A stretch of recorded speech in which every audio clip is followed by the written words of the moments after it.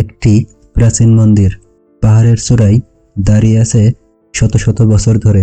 তার চারপাশে এখন গোলাগুলি, সেনাবাহিনী আর উত্তেজনা।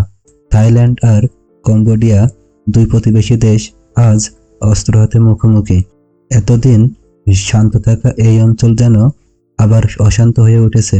কিন্তু প্রশ্ন হচ্ছে, কেন এই দুই প্রতিবেশী দেশের মধ্যে এমন ভয়ানক উত্তেজনা?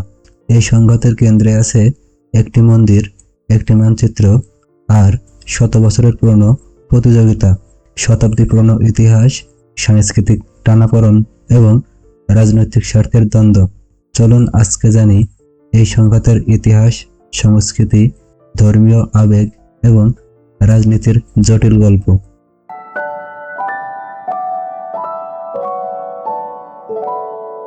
থাইল্যান্ড আর কম্বোডিয়া, এই দুই দেশ দক্ষিণ পূর্ব এশিয়ার দুই পুরনো সভ্যতার ধারক। কম্বোডিয়া একসময় ছিল শক্তিশালী খেমার সাম্রাজ্যের অংশ, যার রাজধানী ছিল অঙ্কর, বিশ্ববিখ্যাত অঙ্কর ওয়াট মন্দির যার প্রমাণ। অন্যদিকে থাইল্যান্ডের সুখোথাই আর আয়ুথায়া রাজ্যগুলো একসময় এই অঞ্চলের নেতৃত্বে ছিল।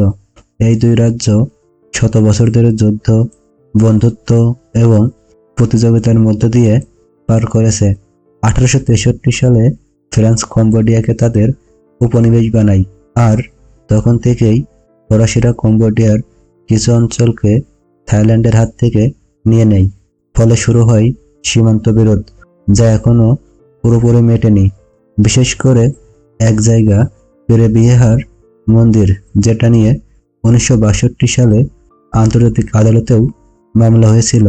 আন্তর্জাতিক আদালত রায় দেয় মন্দির কম্বোডিয়ার, তবে আশেপাশের জমি নিয়ে কোনো সিদ্ধান্ত হয়নি। আর তাই এত বছর পরেও এই জায়গাটি দুই দেশের সম্পর্ককে বারবার উত্তপ্ত করেছে। ধর্মের দিক থেকে দুই দেশেই প্রধান ধর্ম বৌদ্ধ ধর্ম, তবে থাইল্যান্ডে বৌদ্ধ ধর্মের পাশাপাশি রাজতন্ত্র কেন্দ্রিক জাতীয়তাবাদ অনেক বেশি শক্তিশালী। অন্যদিকে কম্বোডিয়াতে খেমার সংস্কৃতি ও ধর্মীয় বিশ্বাসে আছে তাদের আলাদা ঐতিহ্য। দুই দেশেই মন্দির, বৌদ্ধ ভিক্ষু ও ধর্মীয় উৎসব প্রায় একই রকম, কিন্তু সংস্কৃতি ও জাতিগত গর্ব একে অপরের প্রতি হিংসা ও অবিশ্বাসের জন্ম দিয়েছে। বিশেষ করে থাইল্যান্ডে অনেকেই কম্বোডিয়ানদের নিচু চোখে দেখে, আবার কম্বোডিয়ানদের অনেকেই মনে করেন থাইল্যান্ডবাসীরা তাদের সংস্কৃতি চুরি করেছে। এই অনুভূতিগুলো সময়ের সাথে সাথে রাজনৈতিক উত্তেজনাকে আরও উস্কে দেয়। পেরেবিহার মন্দির একটি অতি প্রাচীন বৌদ্ধ মন্দির, যেটি খেমার সাম্রাজ্য তৈরি করেছিল আনুমানিক 9ম থেকে 12শো শতকের মধ্যে। পাহাড়ের চূড়ায় অবস্থিত এই মন্দিরের ভৌগোলিক অবস্থানই এখন বিরোধের মূল কারণ। থাইল্যান্ড বলছে মন্দিরে যেতে হলে তাদের দিক দিয়েই যেতে হয়, তাই জায়গা তাদের অর্থাৎ মন্দিরও তাদের। তবে কম্বোডিয়া বলছে মন্দিরটি খেমার সাম্রাজ্যের অংশ এবং এটি আন্তর্জাতিক আদালতের মাধ্যমে তাদের বলে স্বীকৃত। তবে 2008 সালে কম্বোডিয়া এই মন্দিরটিকে ওয়ার্ল্ড হেরিটেজ সাইট হিসেবে ঘোষণা করায় থাইল্যান্ড ক্ষুব্ধ হয়ে ওঠে। এতেই শুরু হয় সামরিক উত্তেজনা। 2008 থেকে 2011 সাল পর্যন্ত বহুবার সীমান্তে গোলাগুলি হয় এবং এতে নিহত হয় সেনা ও বেসামরিক মানুষ। তবে সবকিছু ছাপিয়ে 2025 সালের জুলাই মাসে আবারও উত্তপ্ত হয়ে ওঠে সীমান্ত এলাকা।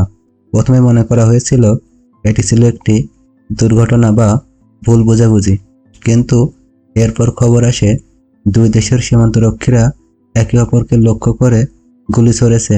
নিহত হয়েছেন প্রায় 30 জনের বেশি, আহত হয়েছেন শতাধিক এবং সীমান্তবর্তী অনেক মানুষজন তাদের বাড়িঘর ছেড়ে গেছে।